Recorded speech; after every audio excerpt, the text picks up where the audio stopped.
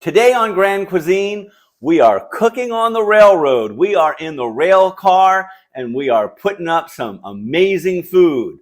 We're making a creamed crab meat Yankee Clipper and we're making Illinois Central salad dressing for a wedge salad. So I hope you will join us here on Grand Cuisine. Order up! Pick it up!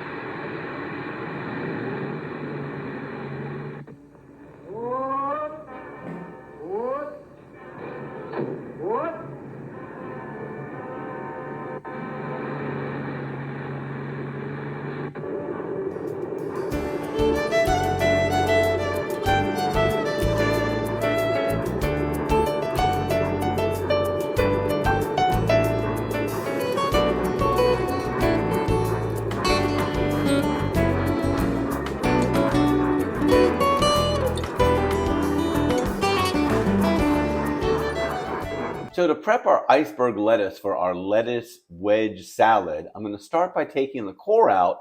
And I'm simply going to take it and smash it right down on my table. And then I'm going to pull out that center core just like that. Then I'm going to go ahead and open it up a little bit. And we're going to run this under some cool water so that we can clean out the head of lettuce. So now that our lettuce is thoroughly cleaned, let's go ahead and cut it into our wedge. I'm going to go ahead and cut it straight down. I'm going to open it up, and then I'm going to cut it straight in half right across my lettuce, just like that, until I have wedges of lettuce. And so now we're ready to put our salad together. So we are very fortunate, and we have an actual salad plate from the Challenger line, which was a railroad line that was out of Chicago, Illinois, that ran from Chicago all the way to the West Coast, and it was known as an economy class rail. It was actually created to bring people back during the Depression back onto rail cars so that they would travel again. And their motto was 3 meals, all under $1 a piece. So we are very excited that we get to use an actual Challenger plate in the creation of our salad.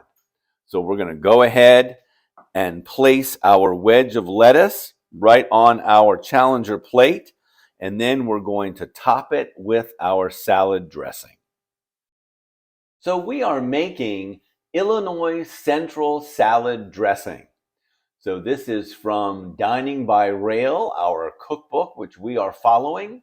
And this is the most famous recipe of Illinois Central and the only recipe that is named after the railroad line itself. In fact, it was so special that they spent many, many years actually perfecting this recipe. When it gets right down to it, it's a Thousand Island dressing.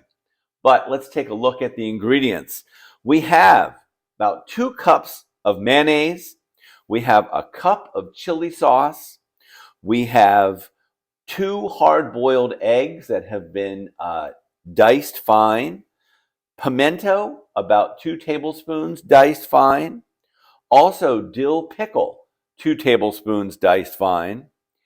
2 to 3 tablespoons of celery, and 2 tablespoons of green pepper, and finally a couple teaspoons of scallions or green onions that are diced. So it's relatively simple. We're simply going to take our mayonnaise and we're going to add it to our bowl. Then we're going to add in our chili sauce. And we're going to add that right in. This is very, very Americana at its finest. We would see many, many recipes like this. Then we're going to add in our pickles. We're going to add in our egg and our celery. And we're going to add in all of the ingredients. It's funny, there's no salt and pepper for this. No sugar, which I was surprised at. But once again, a very, very kind of hearty salad dressing. We're just going to stir this together. And you can see it makes a very, very thick and hearty dressing, and will be just perfect to put over our wedge salad. So this is a classic salad dressing that you would have been served on the Illinois Central Railroad. So there we go. Our salad dressing is prepared, and now we will add it to our salad wedge.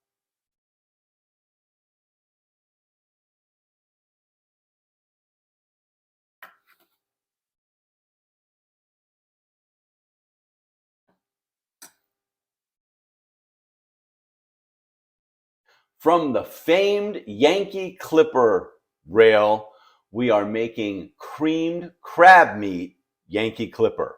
So a really delicious kind of appetizer, first course, or maybe even luncheon entree that they might have served, probably in a first class setting. Let's look at the ingredients for this. We have some bread that we're going to turn into toast points. We have some parsley that we're going to decorate our bread with. And then we have some crab meat, mushrooms, some pimento, and then some butter. And we also have some cream sauce that we've already made that's on the stove. So now we're going to go ahead and put this together. It's really fast and easy, really delicious, and would be a great item to make for your next party. So let's go ahead and put it together.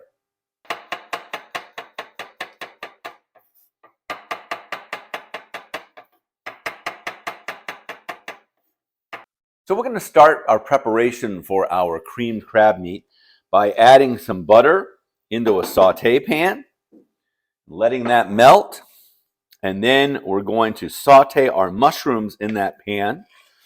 So we wanted to take the time and highlight the food that was served on the rail system from the really late 1860s through the heyday of the 1960s. So food was a major component of traveling by rail. It is said that going to the dining car for a meal rivaled in significance the departure of the train itself. That's how very important it was for food in rail travel. In fact, it is said that in 1952, there were over 80 million meals that were served on the rail system in the United States. It really does blow the mind. Now, let's go ahead. We're going to add in our mushrooms, and we're going to begin to saute them. We're going to saute these around. Let them cook a little bit. The rail system was so developed and evolved that they actually had manuals for every aspect of service in the dining car itself. There were manuals that gave instructions on the procurement of ingredients, how to source seasonal vegetables and fruit. In fact, they really were a locally sourced entity long before farm to table was ever thought of. They also had instructions for how to set up the dining car, how to serve, how to cook, and presentation of the food. All of the cooks and chefs were trained. They actually went to culinary school that was sponsored by the rail companies themselves, where they would train these men on proper cooking techniques, how to cook all of the food, because once again, it was the highlight of the rail system. So our mushrooms have sauteed nicely. Now we're going to go ahead and add in our crab, and we're going to heat that up just a little bit. And then we're going to add in our cream sauce and heat all of this together.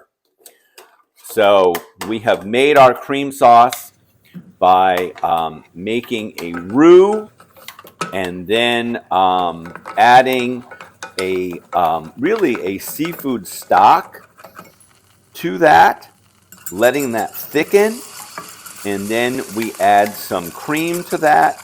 Let that come to a simmer and cook. And we're going to stir this all around and just let this kind of cook, thicken up just a little bit.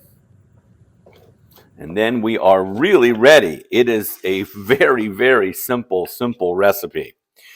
So the chefs and cooks on the rail system, it's very interesting. Many of them would work on the system anywhere from 30, 35 plus years of service on the system.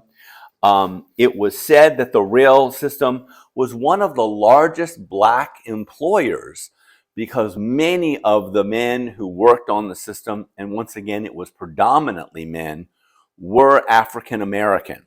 However, it is also noted that the railroads were one of the first, especially the rail cars, the dining cars, were one of the first areas of America to be integrated, because many times you would have in the dining car, you would have anywhere from 8 to 15 men that would service a dining car that would seat 36 to 48 patrons.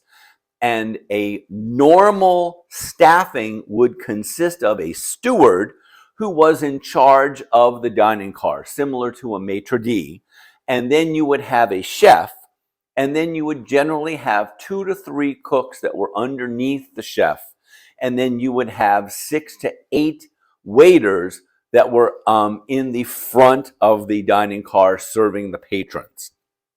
And many of these would be mixed races. You might have a white steward, and then you might have African American wait staff.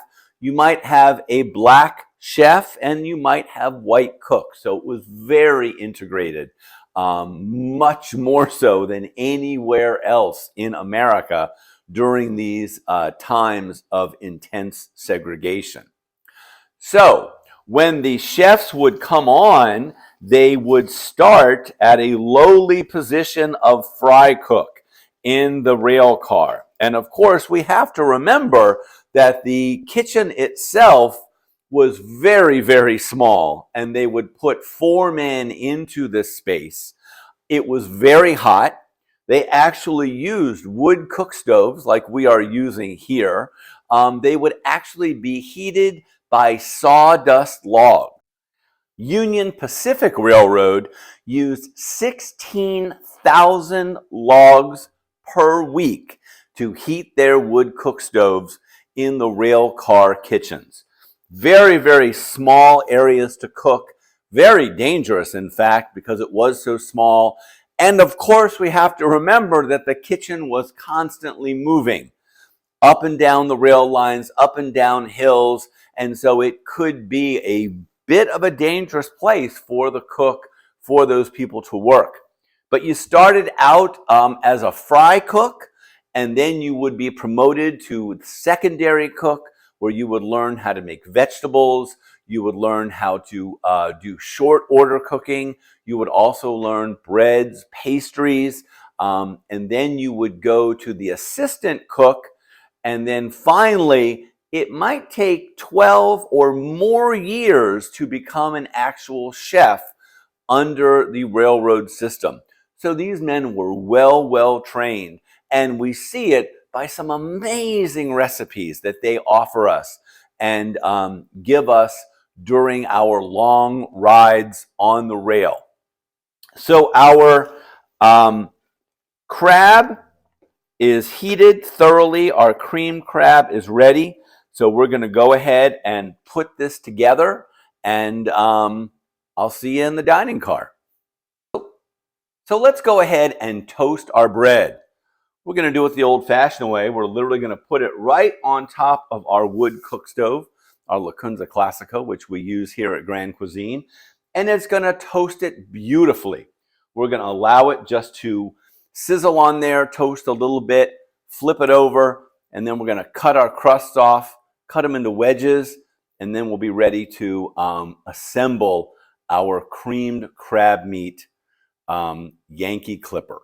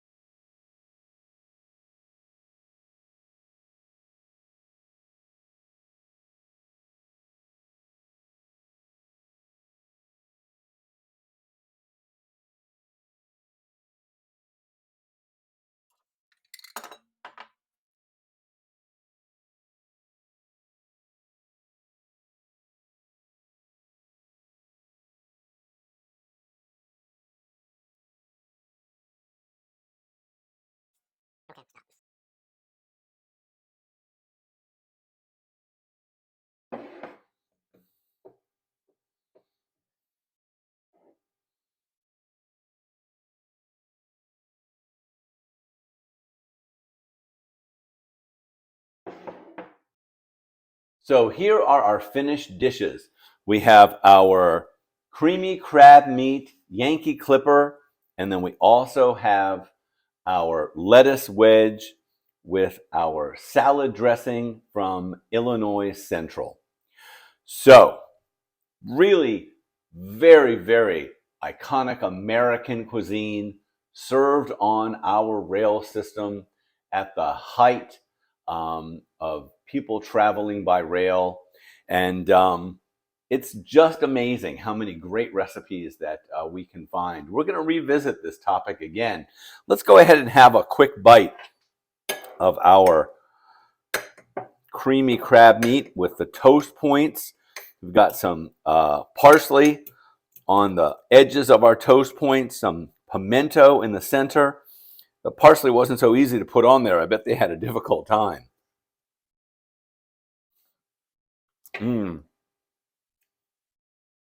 Deliciously creamy, great crab flavor. A really, really simplistic, easy recipe to do. You could see where this would be very popular both in the dining car and also in the kitchen of the rail car because it was fast and easy to complete. So there we go. So once again, another really cool, interesting topic here at Grand Cuisine, cuisine and food on our railroads. I'm so glad you joined us. I'm so glad you came along for the ride. And we have many, many more things to come. We hope you like what we're doing. Please write in the comments. Tell us what you think. Definitely subscribe if you haven't subscribed. Tell your friends. Share us with your friends so that they can subscribe and they can begin to enjoy the benefits of Grand Cuisine and definitely come back for more. So we're so glad that you guys came, and we will see you soon. We will be riding the rails, and as always, happy cooking.